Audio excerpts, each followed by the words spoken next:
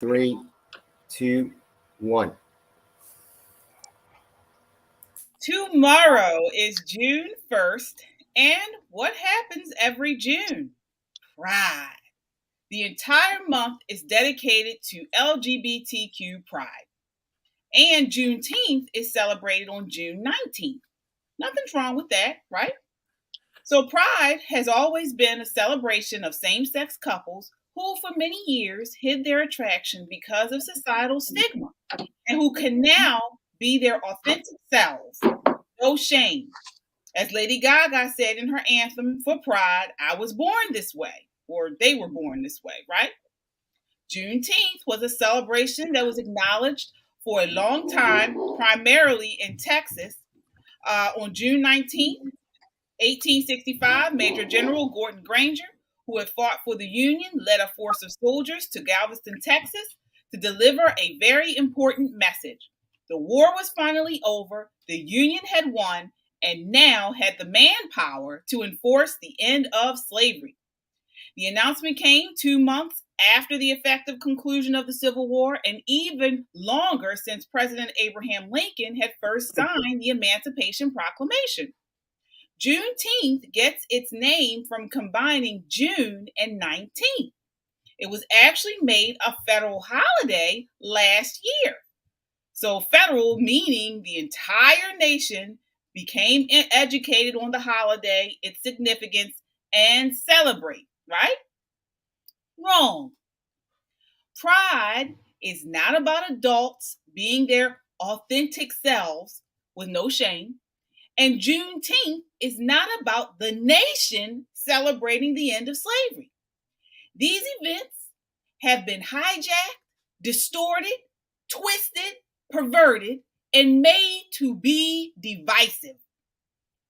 Buckle up, everybody. As you can see and hear, I am fired up. And I'm tired. I'm tired of the lies. And honestly, I'm tired of being nice. Because too much is at stake. Too much. And if you don't see it, it's too late for you. We're going to talk about everything, all this. We're going to break it down for you and so much more next.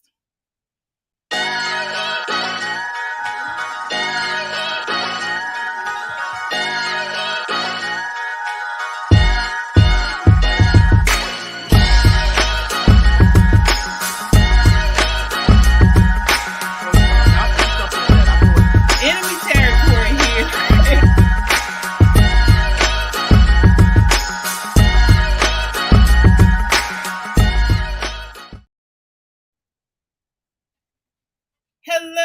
Hello. It's Wednesday and it is time for Pop and Politics. We are talking about the latest in hot topics, news, and entertainment. I'm KJ, and let me introduce you to my co-hosts. We have Shelly E., Yana, Kendra, and joining us at the top of the hour, this is the last Wednesday of the month, is Tyrone Keys from Soldiers of Finance. How's everybody doing tonight? Good. Doing good. Good. Doing well. All right, we are excited. I'm excited, ready for an action-packed show. As I always say, guys, join the conversation by leaving a comment on Facebook, YouTube, or Twitter. We will check the comments periodically throughout the show. And don't just comment, subscribe. Subscribe to our social media so you always know when we post new content. Also, if you like independent media and want to support what we do, donate. Any amount is appreciated. We love our super fans there. What's it called? Not super fans. Super chat. Comments on YouTube. Super chat. Super chat. Love our super chatters. We're going to highlight you guys tonight. We really appreciate that. So definitely support us any way you can. You can also check us out on our website at www.popandpoliticslive.com. Again, we are a necessary voice in news and entertainment. So we're going to get right into this. So for you guys who are new, which a lot of you are, I'm not sure if you were here with us last month, but we have Tyrone Keys here every last Wednesday of each month to talk about everything economy, finance. He does it all. He has a YouTube channel, Soldiers of Finance. I definitely suggest you check it out right here on YouTube. Subscribe, click that notifications bell because he has a wealth of knowledge. How are you tonight, Tyrone? Doing good. Good, good.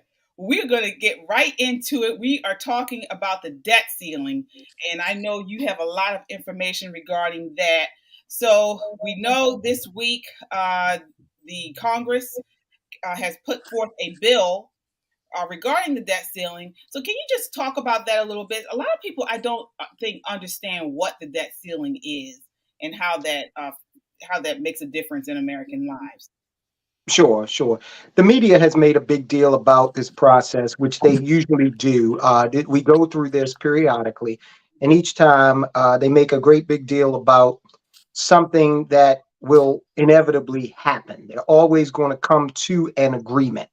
June 1st was the drop dead date Janet Yellen put out there. Then she moved it back to the 5th.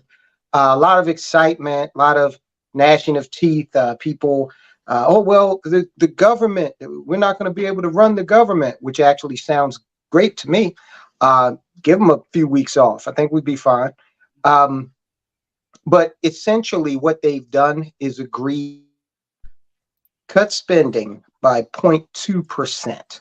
So when you look at your budget, okay, you go over your budget, cut 0.2% out of that. And then tell me how impactful that will be to your family's bottom line.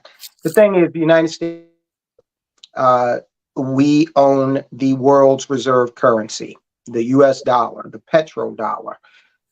And so basically print up monopoly money. Okay, there is a rule in the game Monopoly that says if for whatever reason you run out of the money that we provide you, you can just start printing up your own. Okay, just keep the game going.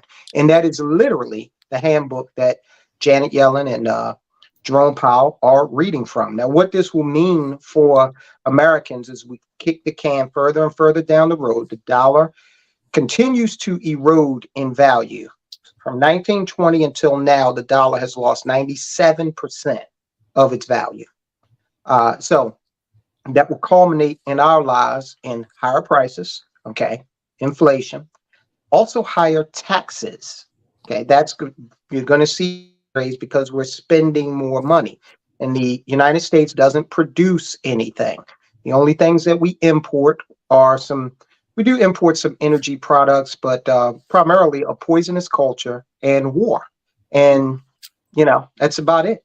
So we're going to see higher taxes as American citizens. And we're going to see higher inflation, thanks to the United States' addiction to printing up money. Well, I'm going to get you in here, Shelley. Any questions for Tyrone?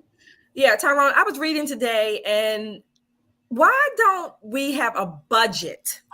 And we go through these, like you said, these shenanigans, these media, these are really media instances where they can use it for the ratings. I don't even listen to the debt ceiling pop information because it's like you said, it's like a show.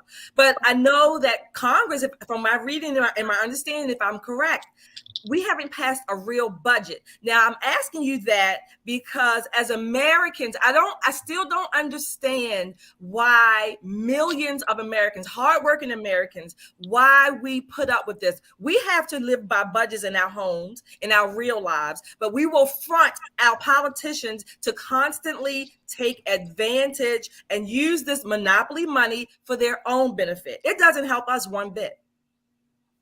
Well, that all is culminating. We're in I'd say the mid stages of America losing the reserve currency status for our currency. Okay, the dollar, and this is nothing new. I mean, the world reserve currency before us was the UK. They had the pound was the reserve currency. They lost it.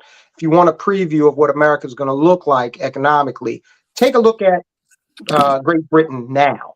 Okay, we're going to go into a world where there are multipolar political influences. Okay, Russia, China, the BRICS nations are gaining influence throughout the world, and if Britain out and does this thing where they want to create a commodity-backed currency, then that's really going to put a lot of pressure on the dollar.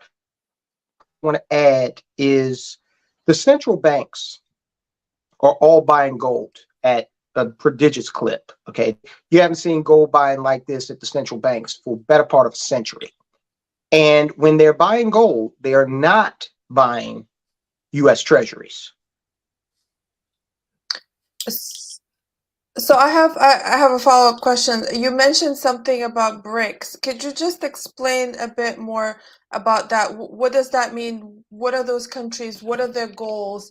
And you said it's they have a commodity based currency. What does that mean? Sure, and I apologize, guys. My phone is acting really strange. But BRICS: Russia, India, China, South Africa.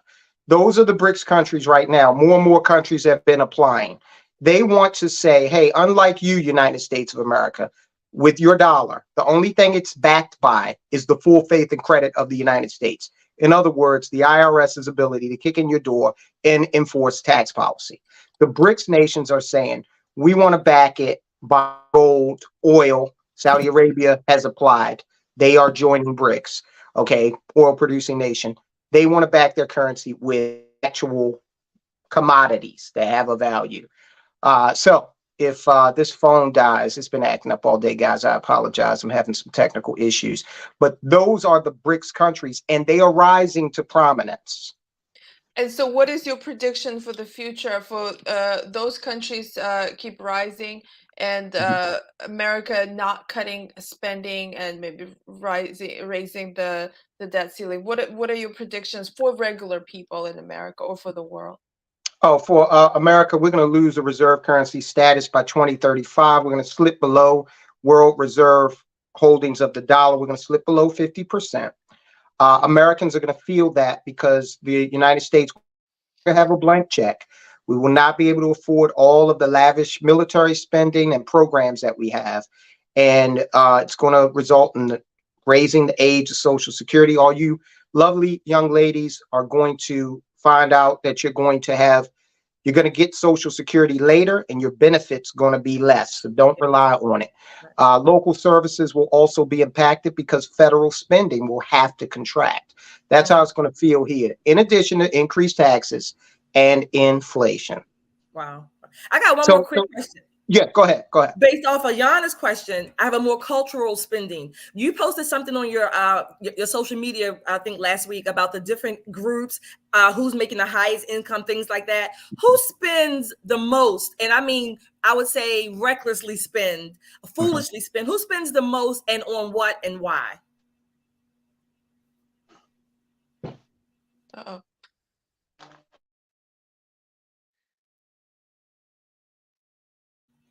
I think he's gone.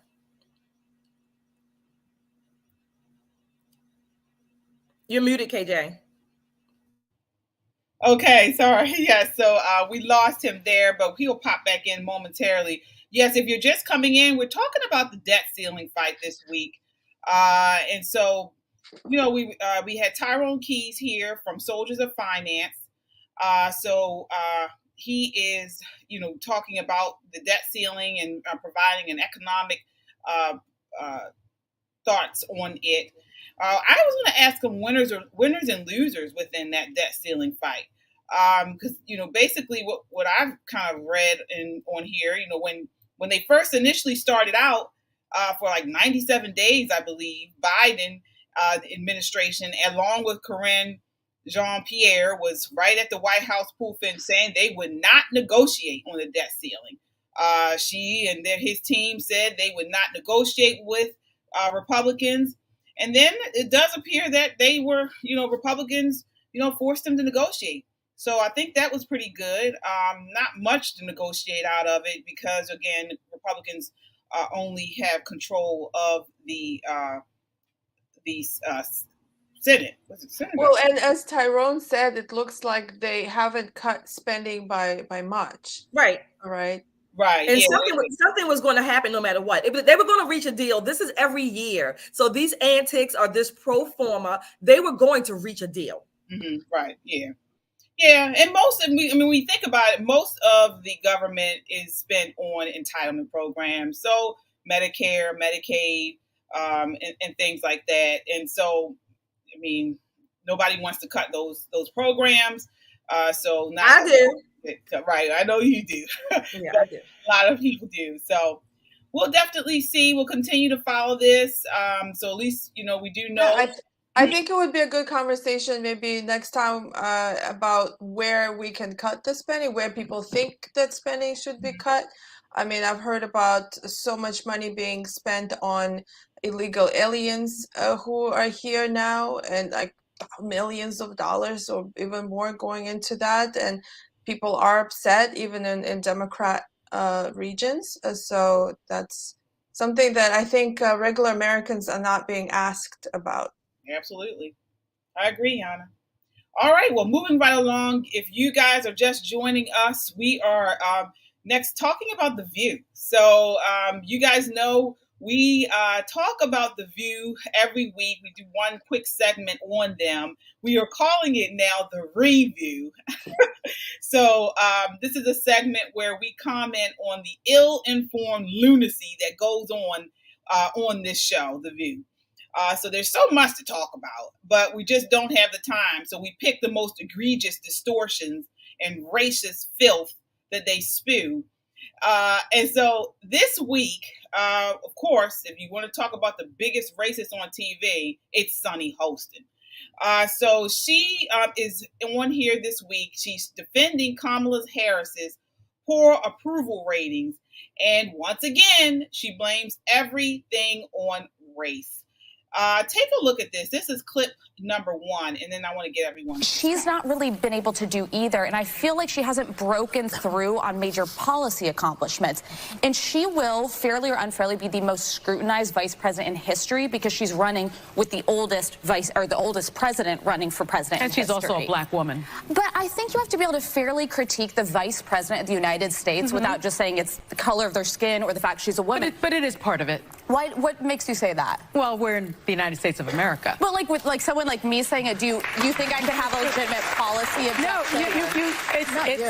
It's not you. It's just we're in the United States of America, and black women, and this is just not me saying it. I mean, there have been studies. Black women are considered less articulate. They are considered uglier. They are considered all of these things beautiful, by this country, and it's because of the history, of course, of misogyny and But it's also sexism. just women. I mean, Jerry Ferraro, back in the day, ran for vice president, and they went after her too. And that's the misogyny part. But when you mix the misogyny Bush and the racism, I'm sorry, it's extra. It's a little extra, but. All right.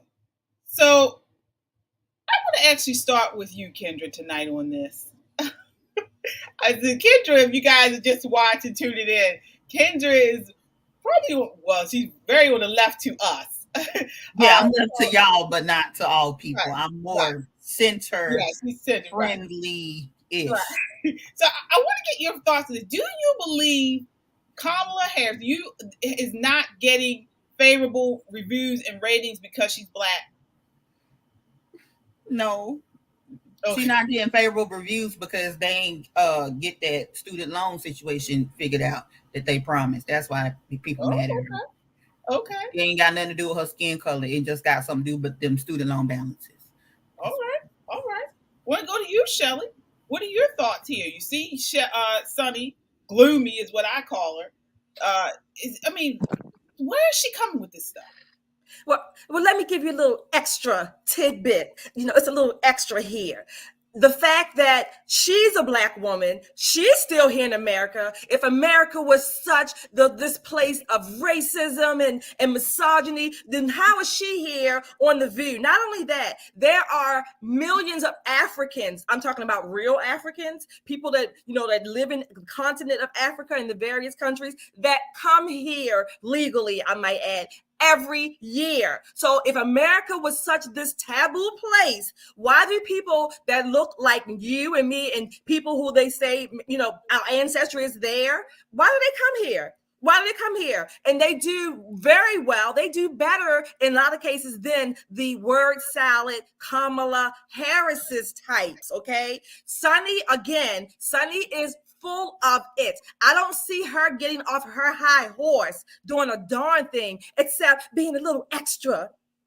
Yeah. She's a smug, gloomy, nasty woman. I do feel like she was trying to force she's black. It's different because she's black. They like, well, you know, we can critique the vice president anyway. She's a little different. Okay, girl.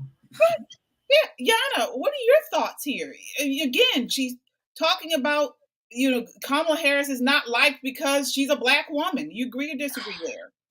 That is such a racist statement. Like, does she see how racist she comes off? Like, the first thing that comes out of her mouth is, oh, she's criticized because she's black. Well, that's what you see. That's what you only see that. So she doesn't see anything else about Kamala besides her skin color. And it's just, and when someone is trying to have a reasonable conversation with her, she can't even have that. And about being, and the fact that she said, oh, black people, she was like thinking of like all the stereotypes, like they're coming from you. You're the one saying that black women are considered not articulate, not good, beautiful enough. Like, where did you get that idea? Like, is that what you're thinking? So it's insane. And then, but it also, like, what she's saying is completely not true, because even if you do not, let's say, for example, Michelle Obama, like I don't like Michelle Obama. I do not like, I've heard that she maybe might be running for president. I would not want to see that. But I'm sorry, but she is articulate. She can actually speak. She can actually, make a statement. And she sounds like a normal human being compared to Kamala. Yeah. So it has nothing to do with race. Yeah, you're right. I want we do have a super chatter here I want to acknowledge. So thank you so much. That is, let me see here, the Fraser Factor. Fraser Factor says, can we be real? Is Vice President Harris actually black? Well, I don't know. I mean, I don't know. I think she's a mixed race. I think she is. But again, that's a good point there. But I want to just go down some of the reasons why Kamala Harris has a negative favorability rating and approval rating. So first of all, is Sunny talking about Democrats? Because Kamala Harris she did poorly in the Democratic primary when she ran. She was an awful candidate. So of course she's an awful president.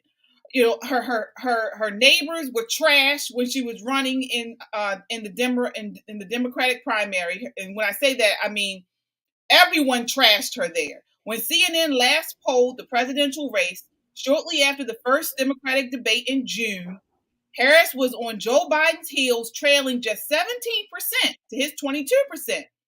But according to a CNN poll back then, I think it was like August 15th to 18th, Biden rebounded to 29%, and she dropped all the way down to 5%. She was tied to like Pete Buttigieg. She's objectively horrible. Right. And then remember, she had the first debate. She called Joe Biden a racist. Exactly. That's what I was going to say. Exactly.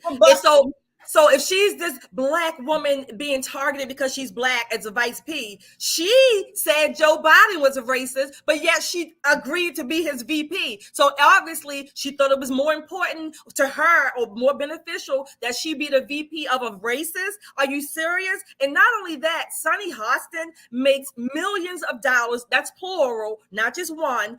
Millions of dollars each year. So her income bracket is very well above the average black American. But you don't see her talking about her status, her prominence, because no, if you did, it's only because she's black too.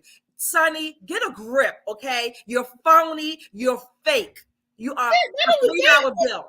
You hit the nail on the head. People do not like Kamala Harris because she's fake.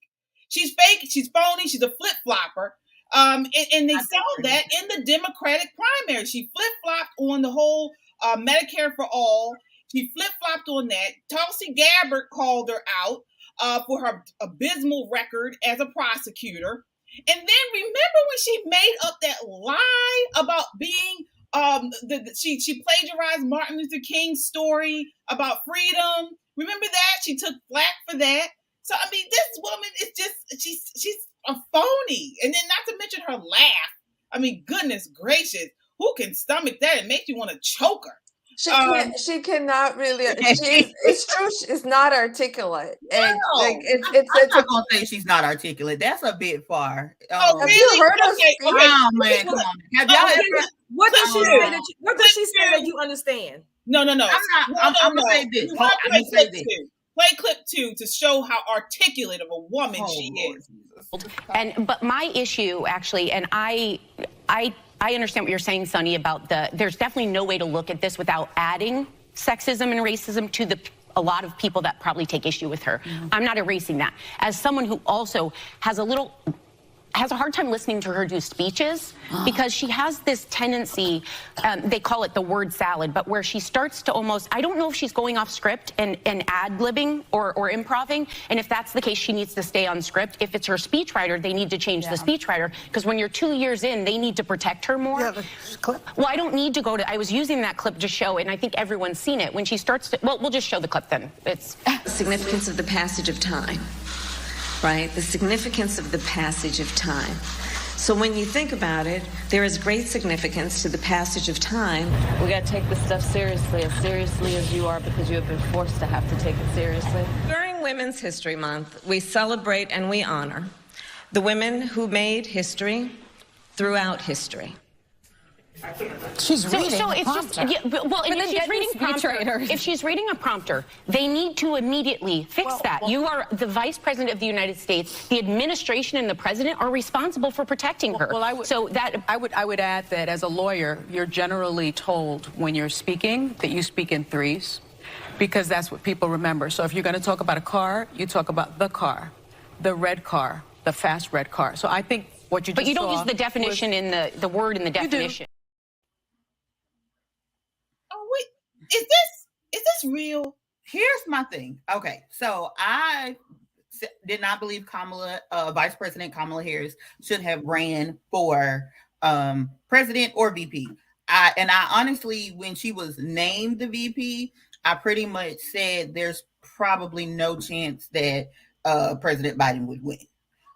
But I do, those clips are true, but when I enjoyed Kamala the most, Vice President Kamala Harris the most, is in her Senate hearings and things. She was way more authentic, and I felt like that never came across when she ran for president and is now the vice president. She used to be very keen and very methodical with her words, like in some of the hearings, and that's kind of when I became like, I felt like she should have stayed in the Senate. I didn't feel like this was her lane, and I feel like and had people write her stuff for her, because that's what it is. Well, whoever they had over there when she was in the Senate, they need to bring them to the vice president's office. This woman is a box of dung. It's not working. It's not giving what it's supposed to give. I mean, the issue here is that it has nothing to do with what she looks like. We have the right to criticize a politician. We have absolutely all the rights to say that she doesn't sound well, that we don't understand what she's saying. She doesn't seem confident in her role, and it has nothing to do with her skin color. Yeah, shouldn't be accused with, like, a person who has any type of critique should not be accused of racism. That is not productive. I think that we have to be able, I think, especially within our community, she is the first person of color. I don't care if she was a Let me finish. I don't care if she, I don't. No, you're not going. No, I'm not going to. I'm not saying give her grace. Let me finish. I think that when you're the first person of color to do something, we feel that we sometimes put them on a pedestal where we feel like they're beyond reproach. But here's the thing: this is her job. So whether she black, white, purple, green, or blue, when it comes down to a job review, my boss don't be like, "Oh, it's Kendra, she black. Now here here go your review. Now, I was going to tell you that you was late, but I ain't going to tell you that because you're black. And like, I still have to be accountable for what my role, my job. And my boss still has, and we the people, their boss, have the ability to critique their work. And then what happens is, if you don't fix it, then at the next election, you get fired. So I'm not saying that she can't be. I agree that you should be able to say your vice president sucks because she ain't done nothing. Well, she is the first black vice president, and we where is the problem? T-shirts forever about that. Chosen because she was black and not because she can do the job. And so, because of that, she is a horrible representation of black women. She's an equity hire. She was not chosen for her ability to do the job. Exactly. If that's what if she was chosen on being on her skin color, then she is not representing well at all. So actually, maybe what they did get her for is to show that black people, black women are asses. Maybe that's what Democrats do. That's what liberals do. The leftists do. We're characters. We're show ponies. And the sad part about this is black people don't understand this. The Democrat Party uses black people to do this type of stuff. They're pawns.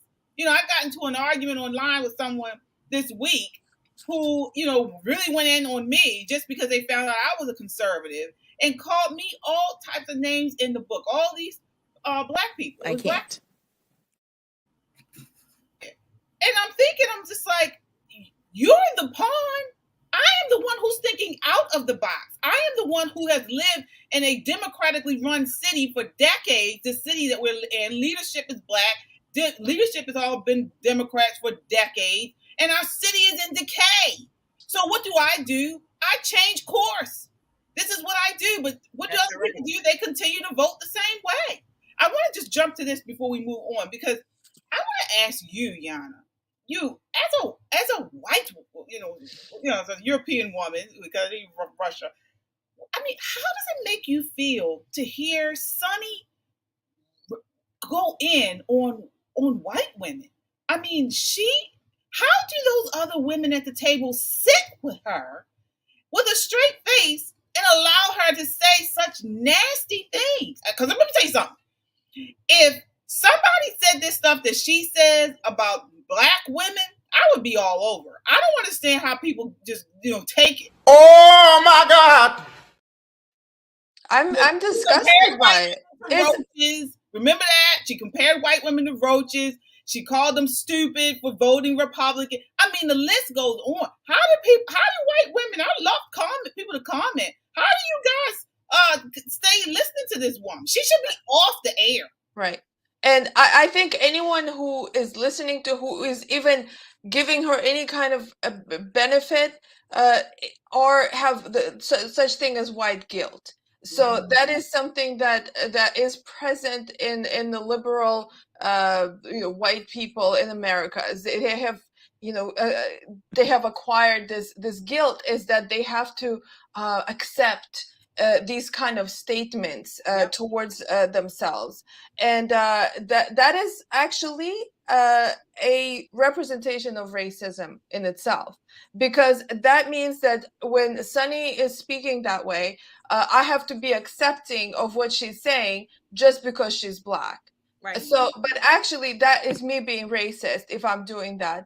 I'm not supposed to be looking at a person and judging, what the person and compare, okay, who is saying it? Is it a white person saying it or a black person saying it? It doesn't matter. If the person is, I'm only going to focus on what the person is saying. So what she's saying is disgusting, and the fact that she was calling white women all these different names, and the fact that she is bringing this race card and dismissing anything that a white woman would say, who would say, well, can't we criticize a VP? Well, we have to think that she's black. No, right. I'm sorry, I don't want to even discuss that. So then it's like she's accusing everyone else at the table of, the white people, I guess, of racism. And it's like, that is, I can't take it. Like, I think this has to go. Like, that is not America. This is not what we should be promoting. And these are the kind of people, like Sunny is the kind of person who wants to keep racism alive. Right. Yeah. Let me real quick, KJ. It's a form of self-flagellation in this false idea of, you know, that I had to ask for forgiveness and for my ancestors. But, you know, Shelby Steele wrote a book about that years ago, and it's called White Guilt.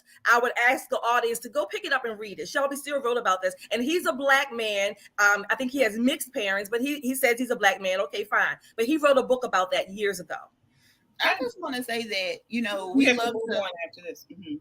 We love to quote Martin Luther King and have his "I Have a Dream" speech, but he said in the speech, he wants his children to be judged by the content of their character, not the color of their skin. So how is we as a collective, and even just people of color, if when you show up, yes, your skin color is going to show up, but we have to start living from a place of, I want to be judged for my worth and what I put out, not just because I'm lightly toasted in the summertime. Yeah, you're right. All right, well, we are moving right along. We're going to get to all of these issues. Again, we're going to talk about Juneteenth. We're going to talk about Pride Month. But right now, I want to talk about a local issue. We have joining with us tonight, Carrie, and then please help me pronounce your last name, Gillespie? Gillespie, very close. Gillespie, all right. Thank you for joining us, Carrie. Thanks so much for having me. I'm excited to be here with you ladies. Yes, absolutely. So Carrie, she is a Mama Bear 4 and chair of the Maryland Alliance of Parents and Students. And so before we get into what's going on with you and within Anne Arundel County, can you just talk about what you do at the Maryland Alliance of Parents and Students? And anything Absolutely. Yes, I would love to. And actually, before I was chair of Maryland Alliance of Parents and Students, I was actually the nominee for state delegate this last cycle in District 33C. Unfortunately, my campaign wasn't successful, but the main reason I ran for office, my main concern in our country right now is our education system. Throughout all of Maryland, we are seeing our education system failing our children. And through Maryland Alliance of Parents and Students, one of the things that we are hoping to do through that group is to put people onto school boards around the state who realize that there is a problem within our schools, who want to concentrate on educating and not indoctrinating our children, and who recognize that parents have a right to direct the fundamental upbringing of our children, including in our education system. All right. Well, I am on board for all of that. So that brings us to the issue at hand. So this is, as I mentioned, a local issue that actually could happen across the country.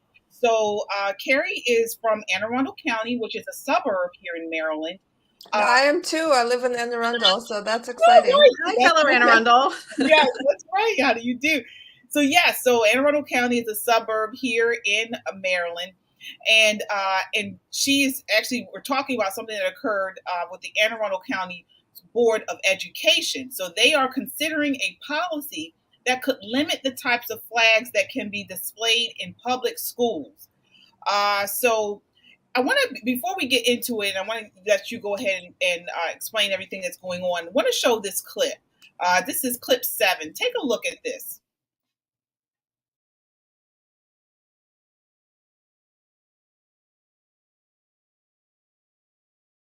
Parents, students, and teachers making their voices heard during Wednesday night's Board of Education meeting in Anne Arundel County. The big topic, a proposed policy about the display of flags in public schools. Other than the governmental flags, United States flag, Maryland, Anne Arundel County, City of Annapolis for those schools in the city, flags with a bona fide educational purpose would be permitted, and what would qualify under that bona fide educational purpose would be up to each individual principal. The proposed policy was created at the request of board member Corinne Frank because of concerned citizens. Some are concerned about whether this could prohibit flags in classrooms, such as the Pride flag and Black Lives Matter. But I'm also looking out for their social and emotional well-being, and just having that flag on the wall shows them that there is a safe place for them, that they matter, that they belong. Catherine Moore is a teacher and says that her son is a member of the LGBTQ community. She thinks the pride flag is an important part of symbolism. A policy like this could be detrimental to his mental health and well-being, and to the students in our LGBTQ community who don't have the support of their parents at home. No matter who we are, no matter our political beliefs, religious beliefs, spiritual beliefs, the red, white, and blue encompasses all of us, and we all are recognized within that flag. But some parents, like Carrie Gillespie, tell us they support the proposed policy. I personally believe that all Americans, no matter what your background is, no matter what your beliefs are, everybody is represented in the red, white, and blue. I don't think that anybody is taken away from by having the stars and stripes within their classroom. That unites all children, no matter what their political beliefs are, their parents. And it takes the political division outside of classrooms that I don't think has a place in classrooms. Now, 2 more meetings are planned on this proposed policy, and the board is expected to vote on it in July. Reporting live here in Anne Arundel County, Kyrie Stewart, WBAL TV 11 News. All right. So, I want to get your thoughts first, Carrie. We saw the news story. Honestly, it makes sense to me. Well, why are you getting pushback? You're getting a lot of pushback about this policy, right? We are absolutely getting a lot of pushback. So, the basic premise, I believe, behind the policy is, let's make sure we have the American flag and our government issue flag. So whether it be a Maryland flag or a county flag, let's have those flags in the classroom. Let's take divisive flags out unless there's an bona fide educational purpose to have those flags in the classroom. Say there is a curriculum regarding Juneteenth or the Civil War or things like that. Maybe we can entertain those other flags, but let's not prominently display those flags. The only flags that should have a place of honor in classrooms are ones that include everybody. And we have gotten a lot of pushback about that. The report that you saw was from the first reading of the policy. And there is concern, I believe, from a large group of a minority of people who believe this is about taking certain flags out of the classroom. The 2 that they are most concerned about would be the LGBTQ, or whether those be 2 separate flags, and then the BLM flag. They do lump those 2 together, which I find interesting. But those are the 2 that they spoke about most, that they're concerned with having those removed from the classrooms. I want to get your thoughts on this, Shelley, first. I mean, why is that? Well, Carrie, I can answer your question why they're lumping those 2 together, because the BLM, LGBT, whatever movement has been hijacked. And so just like a lot of other movements that are so supposedly directed towards Black people, they hijack that and then they have another agenda. It's like a Trojan horse, really. Okay. Number 1. Number 2, I don't really have a question, Carrie. I support what you're doing. But it seems that, not even seems, our education system is basically being used as the mini United Nations. Our nation's schools are public schools funded by taxpayer dollars. The American flag, whatever representative state flag, the United States flag, and like you said, the city or local flag, they should be prominently displayed. That's how it was when I attended public school. And guess what? I came out knowing how to read and write and do math. Mm-hmm. Yeah. Absolutely. And we have 23 schools in Baltimore, as I know you ladies have talked about, with 0 kids proficient in math, yet we pay over $22,000 a year for each of those children to go to school. The issue here isn't money, because we're not funding specific schools because of what they might claim is racism. The issue is here, we are not educating our children. Instead, we're pushing an indoctrinating agenda. Yeah. Yana, I want to get you in on this. What are your thoughts on this? I don't understand the issue. I love this, this initiative. I live in Anne Arundel County. I teach. I'm a independent teacher. Well, I teach ESL to adults, and I also do tutoring with young children. And I see a lot of these problems that you're talking about with the indoctrination. I see that they're not performing at their levels. One of the reasons why I have been reluctant to work in public schools is these kind of things, that I don't want to deal with other teachers, or let's say I'm working maybe as a co-teacher with someone else and they want to put flags that I don't agree with. So that is an issue that I think it is definitely divisive. So it's something that we have in America. We have a problem with tribalism, and these flags, they represent this kind of tribalism that has been happening here, and we do not need that. I see a problem constantly, and the system of education is going to destroy this country if they're not going to fix these issues. So I hope that it goes through. And what that lady said, where she said, "Oh, we need those flags because it makes people, some students feel safe." Well, it's the teacher's job to make everyone feel safe. Right. So regardless of what their ideology, they need to explain that we have to be respectful of everyone. And in fact, there are students who would oppose to the displays of, let's say, an LGBT flag. I tutor students that are Catholic, and that is something that they're taught, that's representation of adultery, and so they don't want to see that every day in their classroom.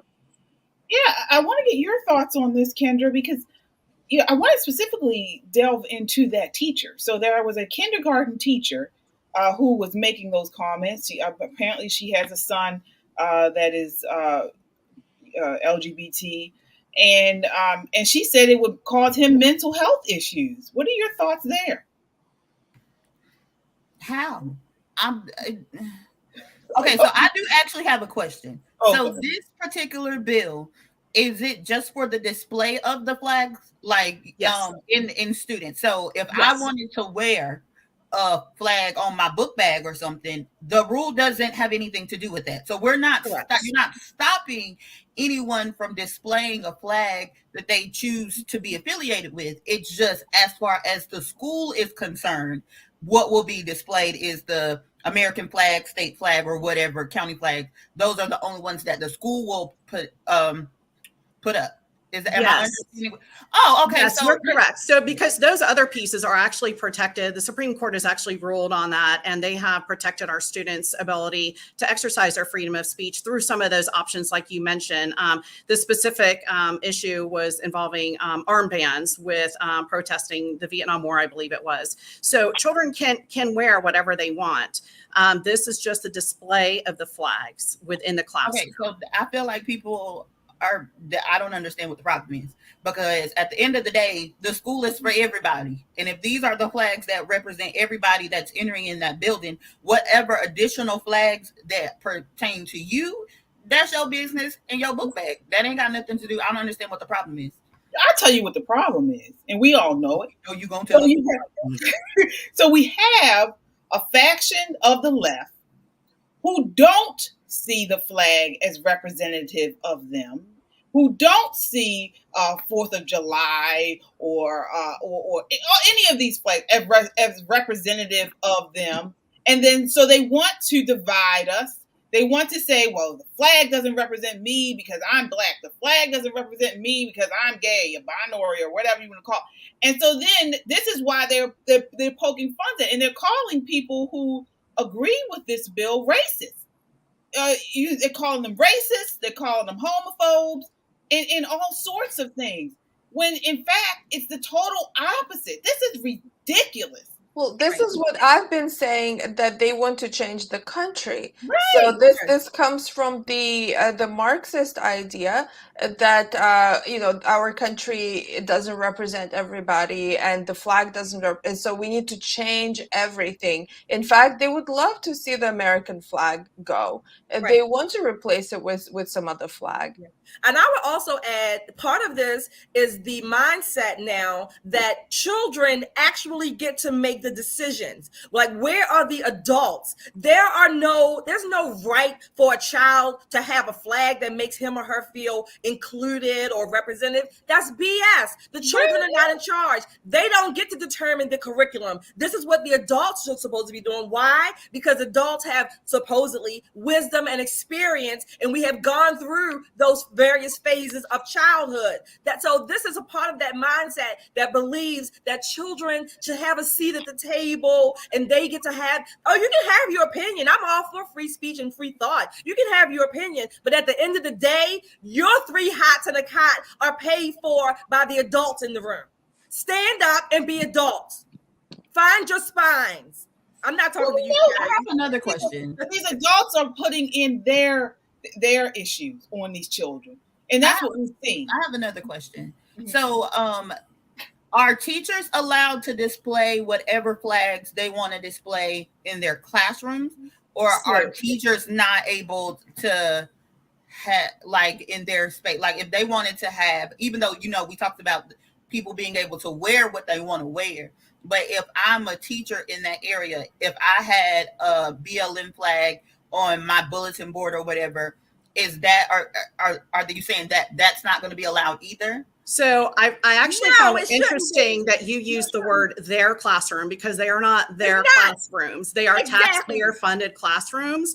Currently, they may display anything that they want within the classrooms. This bill would restrict the use of flags, only flags.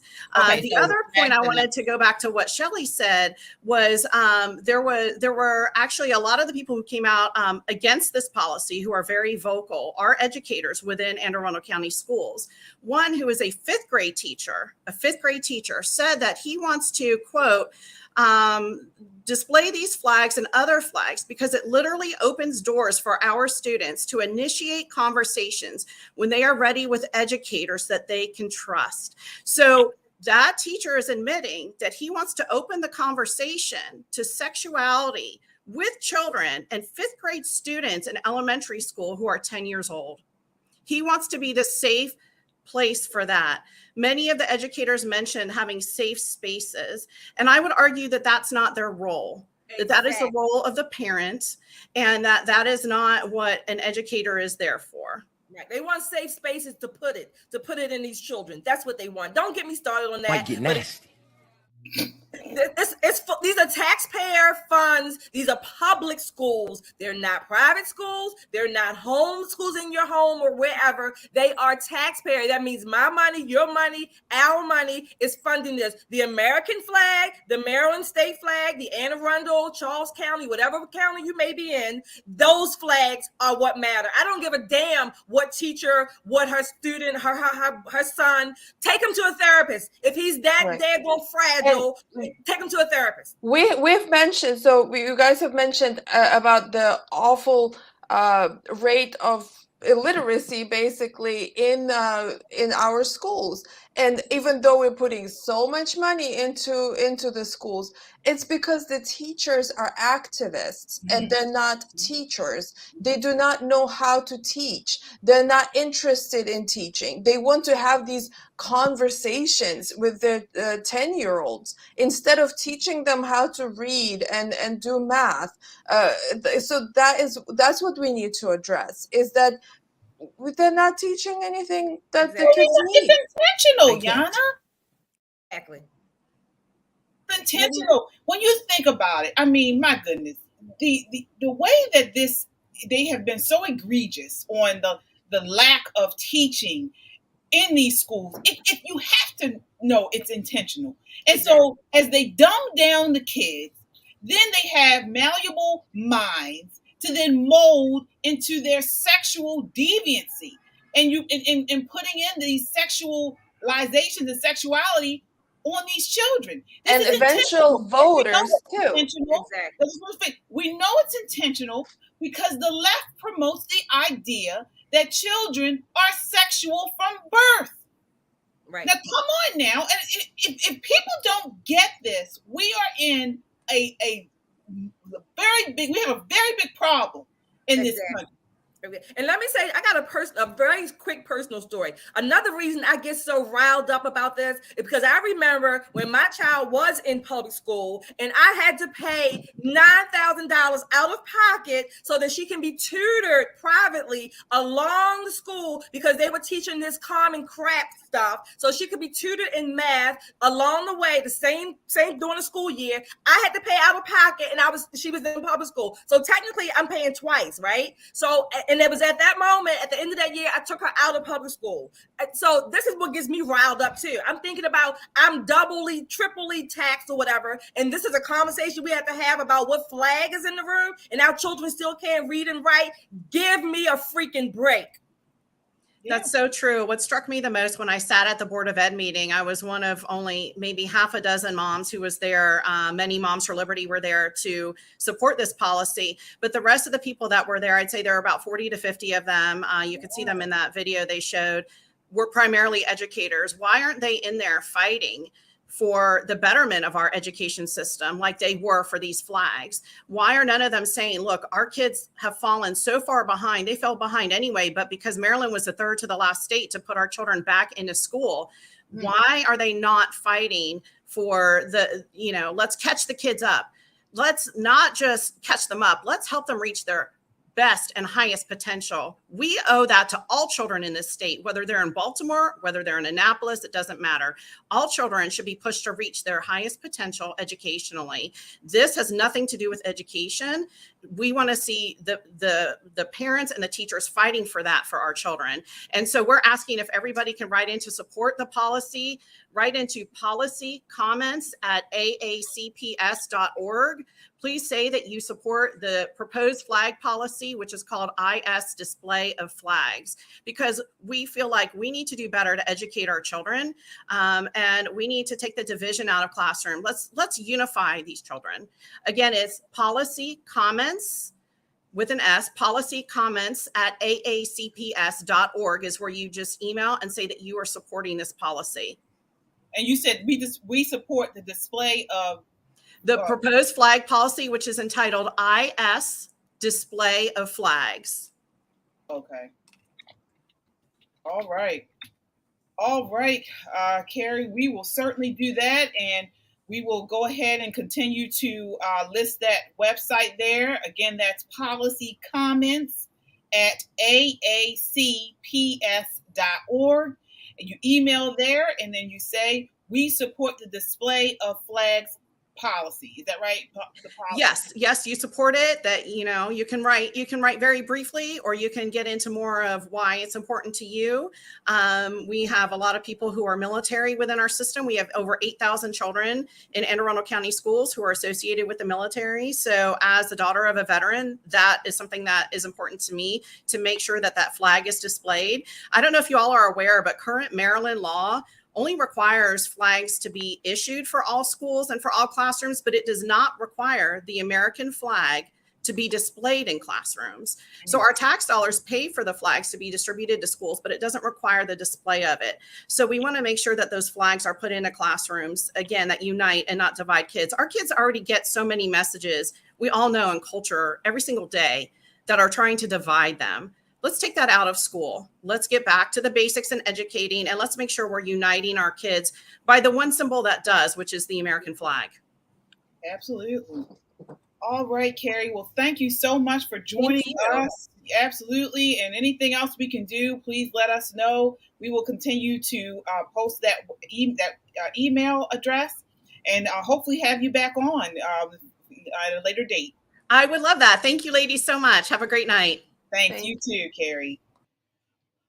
All right. So that was Carrie Gillespie. She is with the chair of Maryland Alliance of Parents and Students.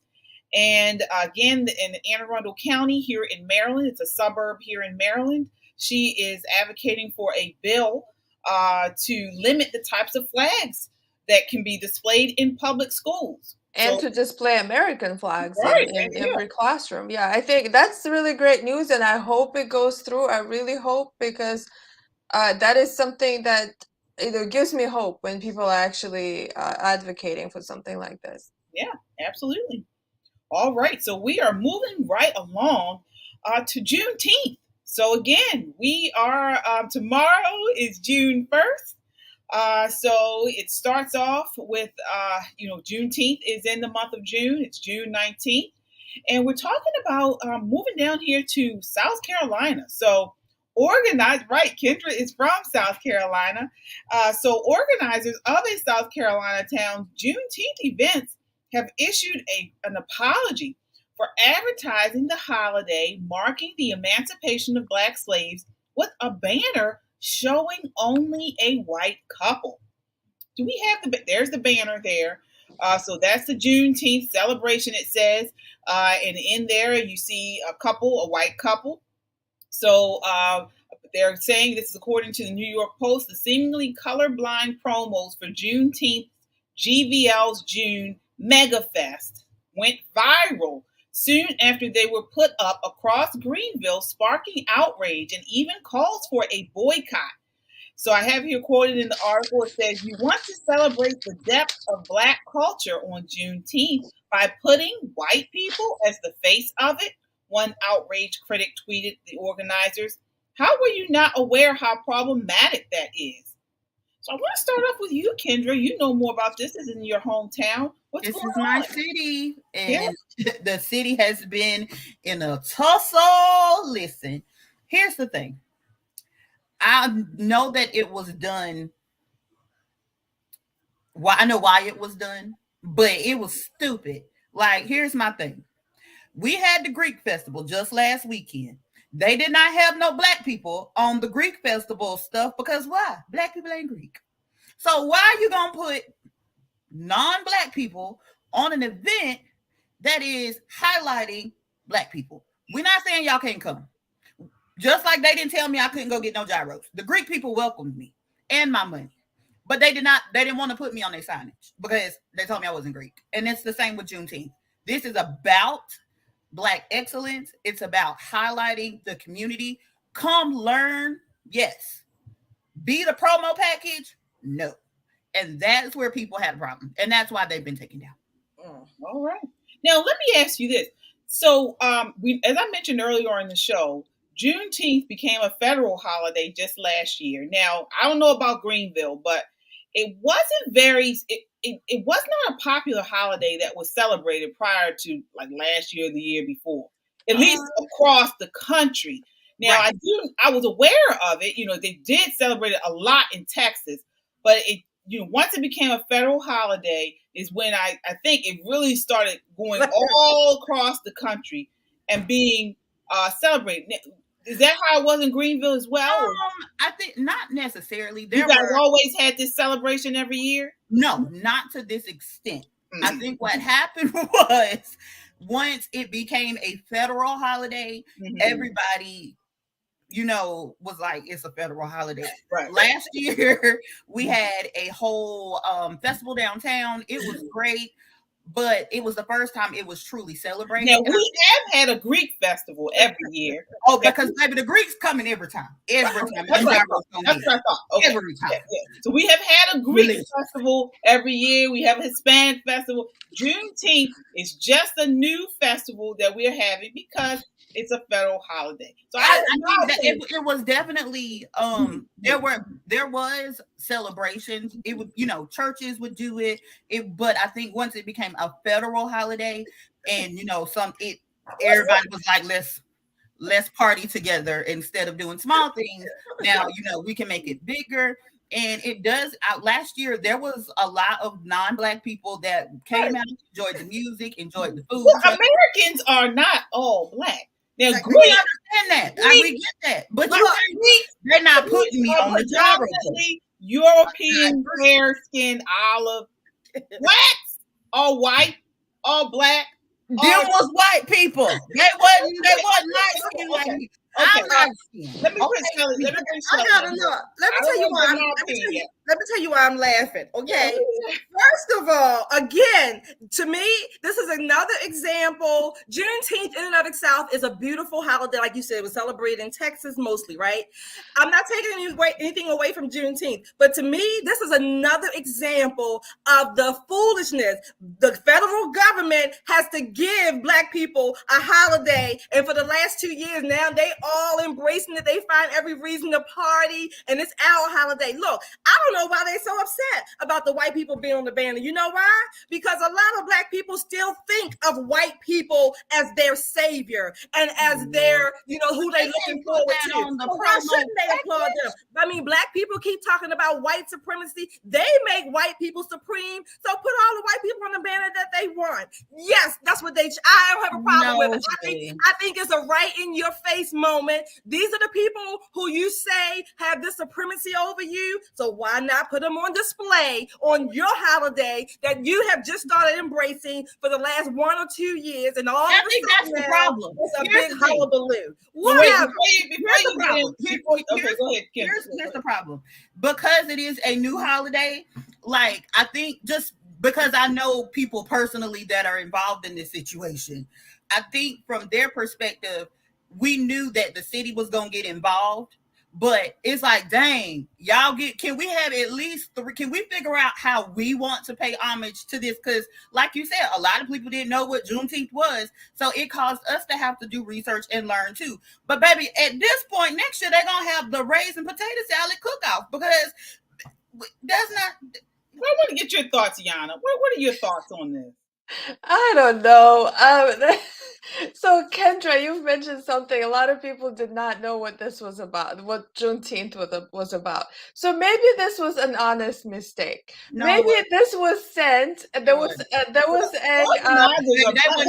graphic designer. No, that man said he approved that. No. That's the problem. See, they should have said, "Oops, we didn't mean to print that one." But that's not what they did. Originally, they were not going to take the flags down. It wasn't until it went viral and they caught heat. But in the beginning, they doubled down. It was like, we wanted to sit at the table, and so we got to be everybody welcome. Baby, we was welcome last week to the Greek. But maybe it was already printed and they had no way of, they didn't want to spend more money on reprinting. Nah. Maybe it was like a foreigner, let's say like an Eastern European graphic designer, and he was like, he was given an assignment to make a poster about an American holiday. He's like, okay, I'm putting generic American couple on that poster because I don't know what the hell is this holiday about. And then he sent it to print, and thousands of dollars were spent, and now we are putting it up.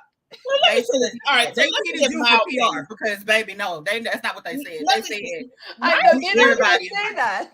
My opinion on it is I don't see the issue. I really don't. First of all, and this is why I was asking questions. Okay, so when Juneteenth, I've always known about Juneteenth. Before it was a federal holiday, I've always known about it. Now, again, within the last year or two, it's become this big celebration across the country. But the sticking point that we heard from a lot of Black people was that white people didn't celebrate or white people didn't know about it. So they to didn't. me, So why they on the fly?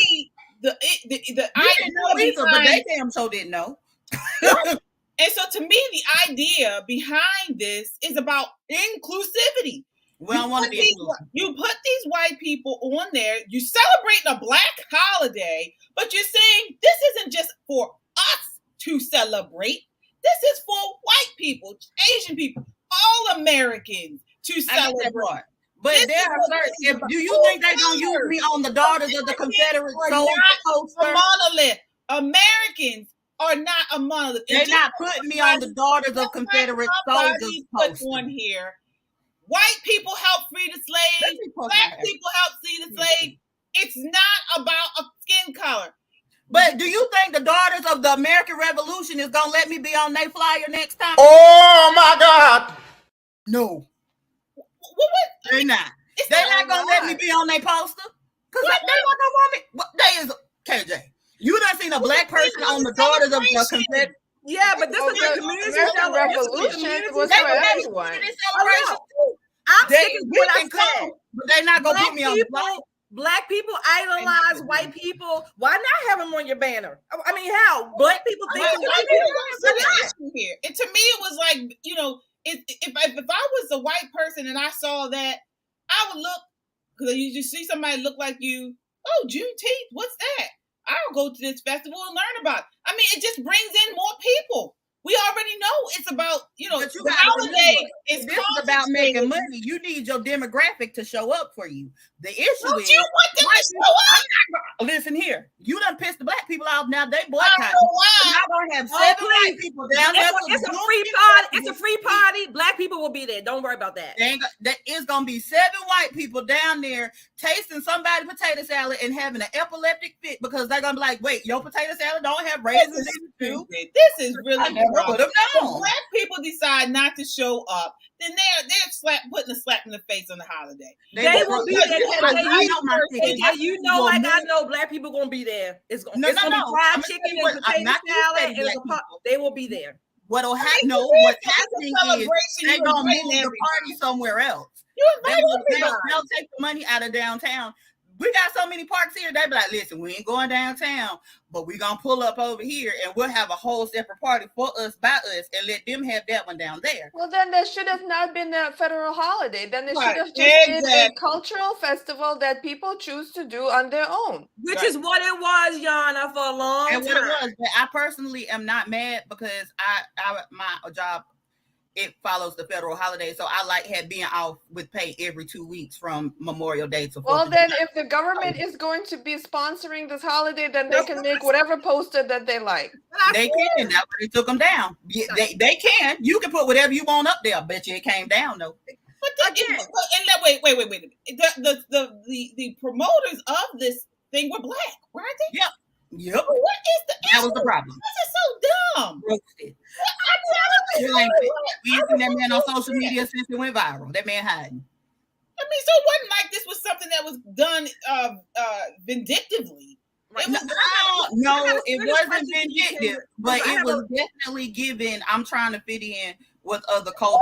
So wait a minute. A black person decided to make a poster like this? That was the committee. Yes, the committee. They were not white people. So who decided on the poster? Hey, what did I say? Black people idolize. No, it was us. It was us. Exactly, Yana. But Kendra, I have a question for you. It's not personal, but let me ask you this. On the flip side, I can't.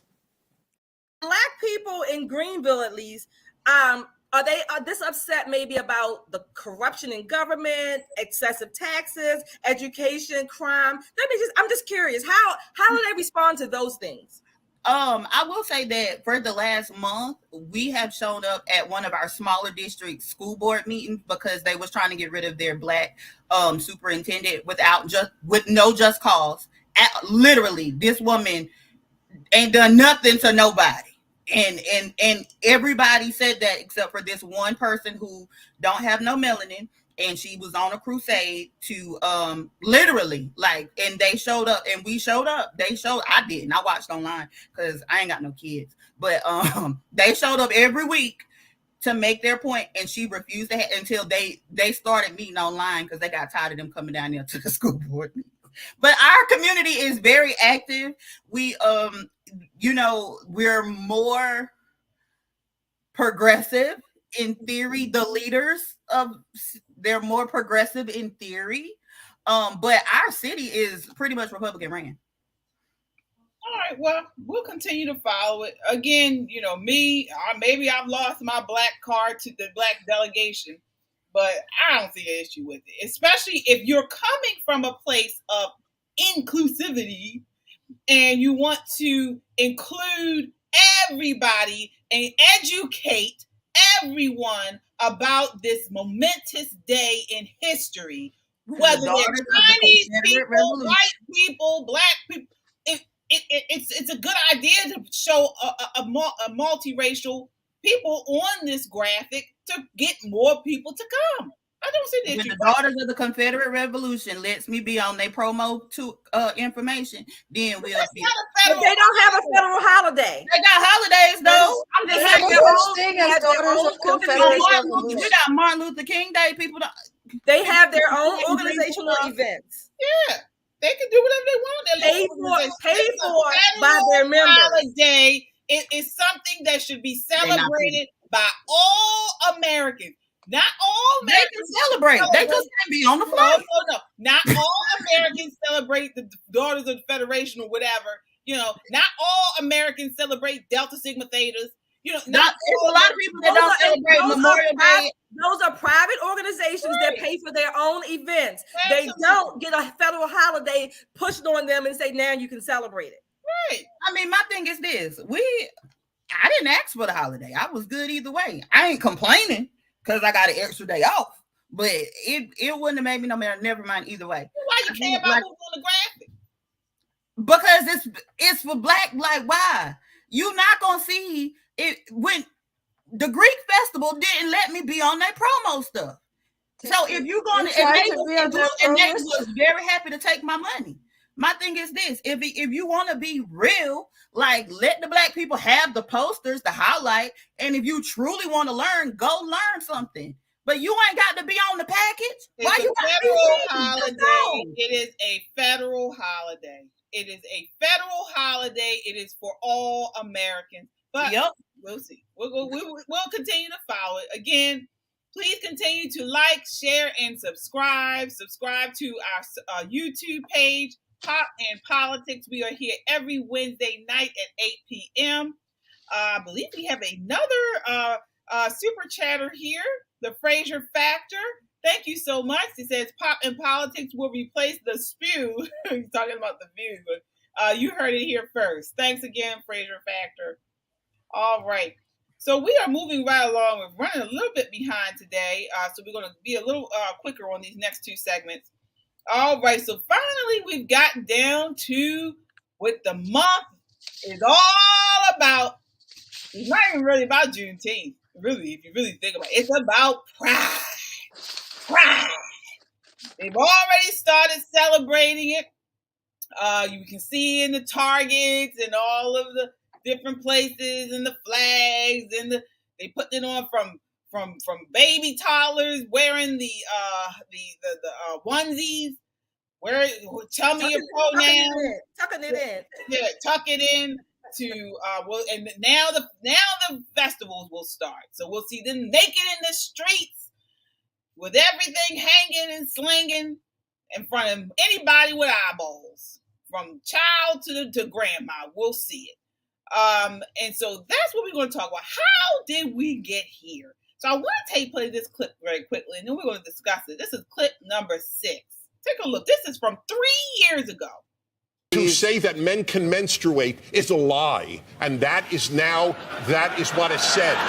Wait, where did that You never heard it, right? Okay, check it out. Anyone who says a man cannot menstruate is considered transphobic. I missed this whole story. You did? I did. I agree. Tell me where you're getting this. Just Google it. Can men menstruate? Who is saying this? You're talking about a very small percentage. Oh, really? Dennis, I remember you in the old show. You were a little more reasonable.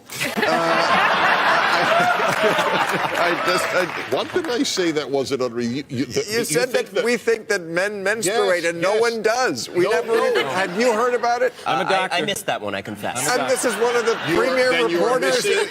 He knows everything. These people are very. He's a doctor. Okay. He's one of the I would make a friendly bet that the LGBTQ normative statement is men can menstruate. Wow. So I want to first, before we get into that, I want to recognize one of our favorite commenters of the show, Krista. She says, "I love seeing so many new friends here tonight. Thank you so much for your super chat, Krista. We really appreciate you joining us on here." So I want to get into this, and I want to start off by talking about just making sure everybody understands what happened there. That was back in 2019. That was Dennis Prager on the Bill Maher show. He was surrounded by a bunch of Democrats, a bunch of liberals, And they were like, "What are you're crazy." He was telling them that the left is pushing this idea that men menstruate. And they thought he was crazy. They were like, "What are you talking about? That's not true. What are you talking about? It's friends. Nobody's saying that." And then fast forward to today. And if you don't believe it, if you don't agree with it, you're called a homophobe. You can be censored. This is real life. Just 3 years. Now they're putting tampons in men's restrooms. Right. Public schools too. Mm-hmm. Public schools too. Men are in women's sports. The list goes on. This is like a common thing now. 3 years. 3 years ago, it was seen as, you were crazy for saying. Now, they've got tampons in men's bathrooms. 3 years. So as we enter Pride Month, what do you think this agenda will look like 3 years from now? Where do we go? Where are we going? I want to start with you, Yana, on this one. I think we're going towards a conflict, really. I think people are getting fed up with this push, this ideology that is ridiculous. You saw that, how quickly things are progressing from the progressives. They're pushing this agenda that I think I still hope regular Americans are not happy about. We have seen about the issue with the flags, so I see that people are pushing back. So I think we are headed towards a culture war and a great conflict that's going to happen in America based specifically on these issues. Mm-hmm. Especially trans issues, that's a step too far. Even when we had people who were conservative that were okay with gay people, homosexuals living their lives privately, and we were okay with that. But now it's being pushed on everyone that we cannot even say anything against it. We cannot say, well, this is not reasonable, or let's review the issue. We have children who are now transitioning. Also, another thing that's going to happen in the future is that we will have these people who were transitioned, and then they're going to have a severe trauma, and so they're going to come out and they're going to speak against it. That's what I think is going to happen. All right. Get your thoughts on this, Kendra. You saw the tape 3 years ago. This was seen as crazy to say men menstruate. Now you have people like what was his name? The guy who was on the Candace Owens show, Shelley. What's his name? Mark Lamont Hill. Right, Mark Lamont Hill, who was shouting it from the roof, like, "Yes, men menstruate. Yes, men menstruate." I mean, but 3 years ago, even in leftist circles, that was seen as crazy. What are we going to see with this agenda 3 years from now? What's your prediction? I mean, I just think that people should be able to live their life the way they choose. I don't think it should be forced on people who don't agree. I think that we can be respectful of how someone chooses to live their life or the path that they choose to take.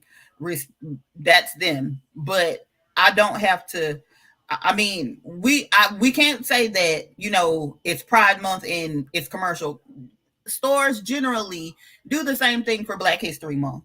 So to be fair, it's about making money at this point is what it's about. And we'll see, Juneteenth sprinkled in the middle of Pride. I just think that people, I don't want to say they go too far, but they go too far. Live your life. Do you? I'm cool with that. I mind my own uterus. And if you're not paying my bills, you ain't got nothing to say. I just think that, I just feel like people so sensitive. It's like men can menstruate. Listen, when? I ain't never known that. It was news to me. But I mean, if they want to say men menstruate, What do they take? Do they take my dog too? I'm just wondering. I have multiple questions on that, but I just think that it's gonna be, if they letting them run the narrative. Shit, everybody I'm gonna be a man in 3 years by their thought process, I guess. Yeah, I want to get your thoughts on this, Shelley. Now, Kendra has an attitude of like most Americans had, at least 3-5 years ago. Live and let live. Long as you don't bother me or push it on me, I'm fine. Have your month. Go ahead and get married.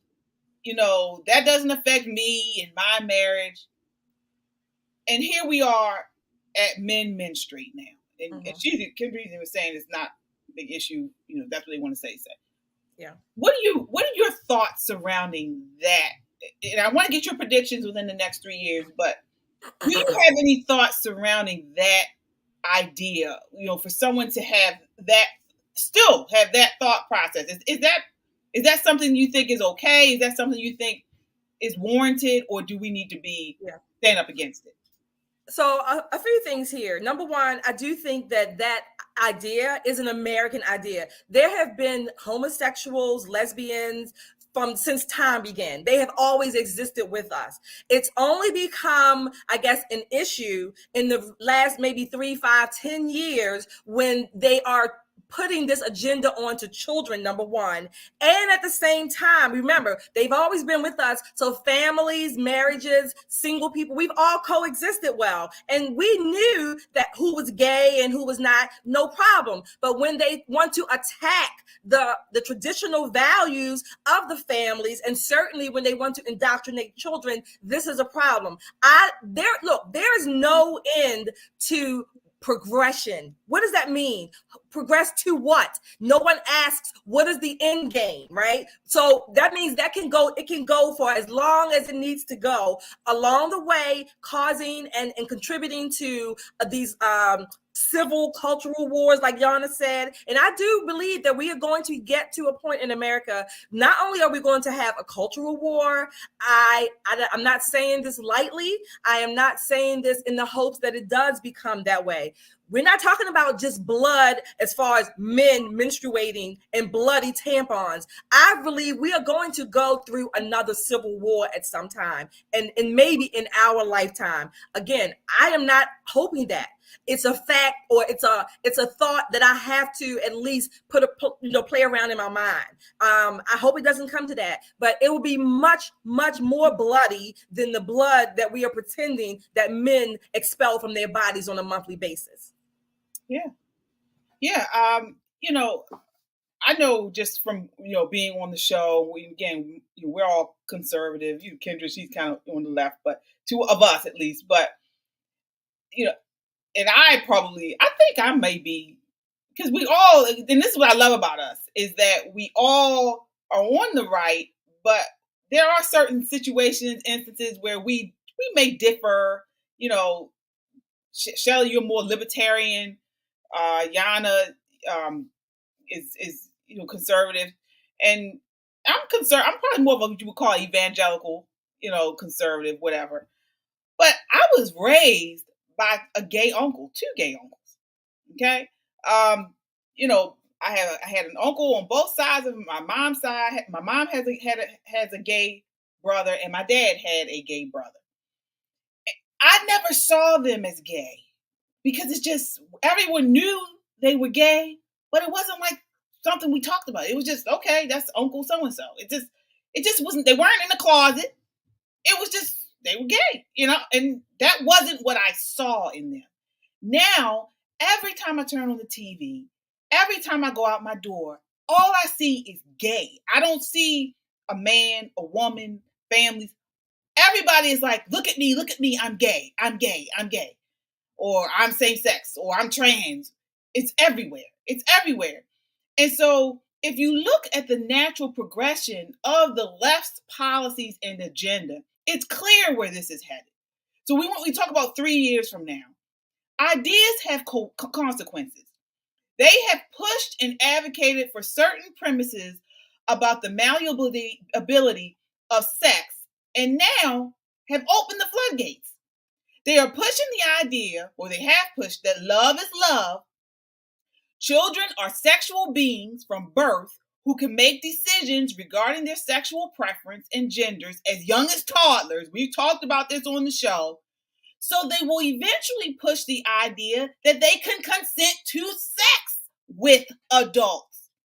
And adults molesting children, which they now call minor attracted adults, instead of pedophilia, will not be looked at as shameful or disgusting because love is love. Oh my God! Secondly, marriage has been redefined. And again, remember when this debate started, most of us were like Kendra. We're like, oh, well, they want to get married, let them get married. You know, it doesn't bother me. They redefined marriage. Now, same-sex relationships are being given equal significance legally and socially as heterosexual relationships, as both are defined as marriages. So, of course, they're going to teach this to children. Of course, they're going to talk about alternative sexual lifestyles to children because they have deemed it legitimate, normal, and significant as heterosexual relationships. Right. I think another thing or another part of this social revolution is going to happen even before it gets to a civil war, which I hope it does not, is that we keep drawing the lines. This group and this section and whatever, but at some point we need to step back and say that, okay, all of these groups, what are the premises, or what are the driving issues that we can all coalesce around to push back? Because the left is not going to stop, okay? We can call them out as much as they want. They are as hell-bent on their agenda just as much as any religious person is about practicing his or her religion. So to them, this is their religion. We need to understand that. Yes, we need to push back. I'm not saying don't push back at all. Absolutely not. The boycotts when they're effective, but we need to use those gains, if you will, and build on them, and to know that just because on quote unquote our side, we're not going to all, like you said, we don't all agree to the same issue to the same degree, and that's fine. So we need to build on the strengths that we have on the primary or the major issues where we can keep making this dent. I think that's at least part of the strategy that we need to start adopting. Well, what I have to say, I just want to add, you mentioned about the marriage, gay marriage. I think that's when the snowball started rolling. I think after that, the progressives realized that we can redefine anything at that point. And so I have to say it's going to keep on rolling after that from that point on. The thing is that you've mentioned, well, yes, I'm a conservative now. I was quite liberal when I was in my 20s, and especially socially liberal. But at the same time, I wanted to name things their own names. I think being liberal also means being able, or that's what it used to mean, being able to have debates, to have conversations, to have disagreements about anything. And but at this point, that's not what they're advocating for. They do not want to have any type of disagreement. They do not want anyone, even people who are still like Kendra, they wouldn't want to hear from Kendra something against their policies. Because they want everyone to be unified, and we cannot even have another opinion about transgenderism. It became actually a fascist ideology at this point. So when people were coming towards America for freedom and for liberty, now what they're promoting is actually the opposite. Well, I have to disagree with you, Shirley. I don't believe it's going to be a civil war. I don't think we have enough people that get it. I don't think we have enough people that understand we are in trouble. And I don't see that heightened alarm where it needs to be at this point. I don't think there's going to be a civil war, at least on this issue, because too many people don't see it. They don't see it. and they don't realize what exactly is happening. We have a comment here. Someone said, let me see, I thought I saw it. Oh, KJ, that argument of you guys are groomers is not as powerful when reaching to rational left-leaners like me, because most of us don't see our members as such unless you have video with it. Again, you're missing it. It's a religion to them, and this is, I think, conservatives don't understand that. I'm not putting us down for that. We just don't get it. To them, this is as much of a religion. They are not going to change their views when we just call them out like that. I mean, I wasn't even going there. This person missed. It's not the adults; it's the children that they're changing. So when you see that they are opening up children to sexuality and giving them the opportunity to choose their gender or choose their sex or say whether they can, we're going to the idea of they will begin allowing children to choose whether or not they can have sex with them. And bringing up sexuality, like the sexual activity to very young children, talking about it as, well, sex is for, you need to understand what sex is for, and from their perspective, it's for pleasure, not, they're like dismissing procreation altogether at this point. And they're bringing it up like earlier and earlier. So that's what grooming is that you talk about sexual topics to young children. And what is the point of that? What is your goal? I think for me, as the center lefter, I think that there's always extremes. And I think what has happened is the loudest wheel make the wheel makes a whole bunch of noise when it needs air, whatever the case may be, whatever that saying is. But I think that the problem is you have people that are screaming this, and then you have people like me that's like, adults, do what you want. I'm not gonna, but leave the kids out of it. And that's kind of where I am. But Kendra, the left is going to say that you are actually a right-winger after. But ain't nothing right about me. I'm not about that. How can you even say? We just had a lady on the show that was talking. I understand, and that's why I said that was teacher. Did you see the teacher in the news interview? Y'all, I agree with y'all 92% of the time. No, I think what I think Kendra might be saying is what I'm saying, and the left. I love driving them crazy.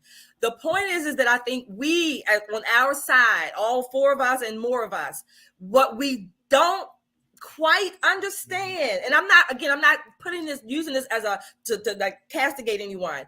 To the left, this is a religion. They are not giving it up. So they hear our arguments as irrational to them, right? Just like we know that they are irrational. We know that they're evil and all that stuff. We get that. But they don't hear us. So we need to develop our strategies better, if you will. I don't know all of the details, but I'm just saying, to them, we are rational to them. Yeah, and that's the problem. That's why we can't move forward. We're behind because they have already taken control of most of the institutions and in places where youth and young develop and mature. They've taken control over the culture. They've taken control of the educational system. All of these places they have controlled, and they're pushing the same agenda, whether subtly or openly. And most people just think, oh, that's not too bad. It's everywhere. I think, like I said, I think the problem is left goes left and the right goes right. And because if you take conversations like this and me saying, hey, it's Pride Month, grown people, do what you do. You want to have a parade on. Whatever y'all want to wear your rainbows, rainbow it up. We have baby onesies that pride. I understand. Like, right. I think that when you start making it a child's holiday or child inclusive. I think children, I'm from the South, children should stay in a child's place. Adults are the ones that should Well, be adults are decisions. setting the example. So, that's another issue I have with people in general is that, oh, adults can do whatever they want. Well, we're the examples. We're the role models of young people. So no, I'm sorry, we cannot just let loose. No, we have to think about how we are perceived and what kind of message we're sending to the future generation. So are we supposed to live like monks? If I got to think about what everybody We have to live like decent human beings, and we have to be thoughtful.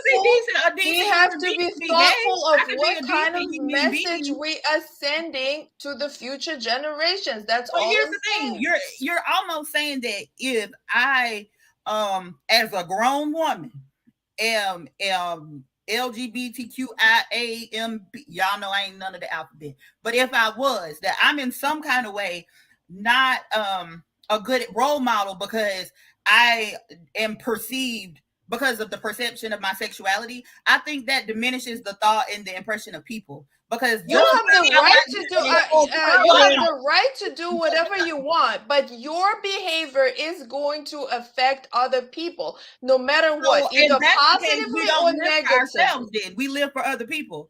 But if by that thought process, I can't. You don't like rap. Okay, well, I can't listen to rap around you because you don't like rap. Because well, you have to be respectful. If we live in the same household, yes, you should be respectful, not to make something. Oh, so I can't listen to rap because you don't. Yes, you can.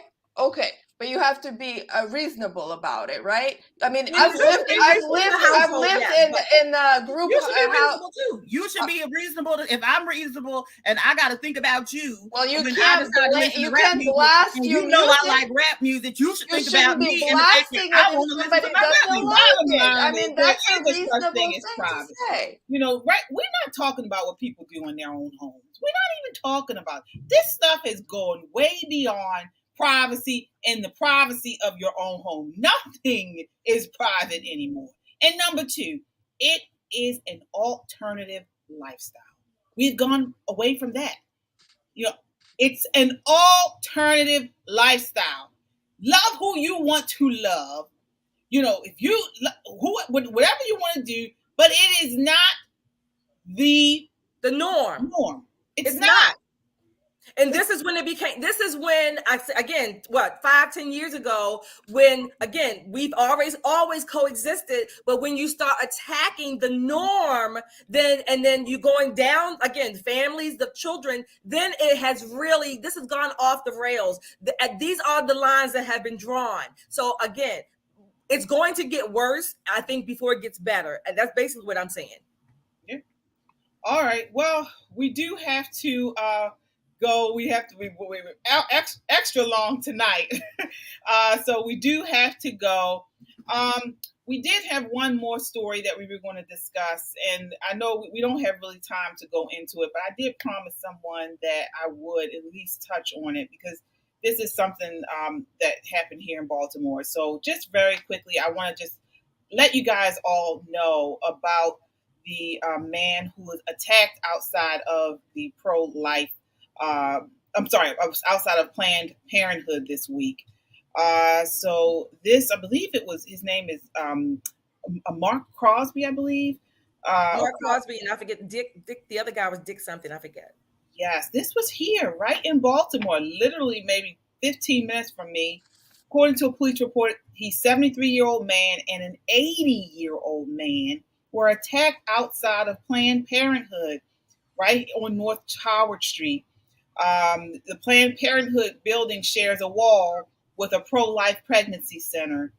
This man, he attends Christ is King Church here in Towson, Maryland. It's a suburb. They said that he had been going down there, these two guys, for many, many years, praying for people, passing out tracts, and he was attacked. It was an unprovoked attack.